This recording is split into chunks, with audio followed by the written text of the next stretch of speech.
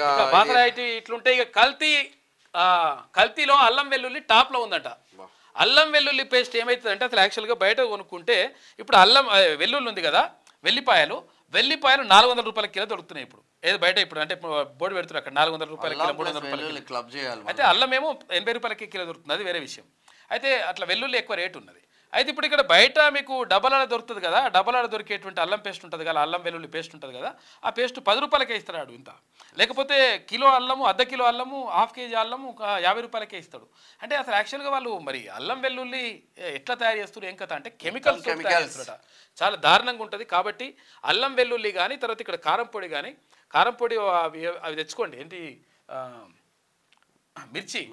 మిరపకాయలు తెచ్చుకొని వాటిని దంచి తర్వాత అవి వేయించుకుంటే తర్వాత ఇక్కడ పసుపు కొమ్ములు కూడా దొరుకుతాయి, ఆ పసుపు కొమ్ములు కూడా అవి తెచ్చుకొని చేసుకోండి.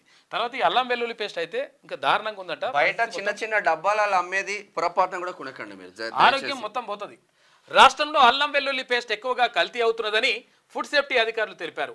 జనవరి నుంచి ఇప్పటి వరకు 3115 శాంపిల్స్ ల్యాబ్స్లో పరీక్షించగా అందులో 10% కల్తీ, నాసిరకం, 72 శాంపిల్స్లో అత్యంత ప్రమాదకర కెమికల్స్ ఉన్నట్లు తేలిందని ప్రభుత్వానికి రిపోర్ట్ ఇచ్చిండ్రంట.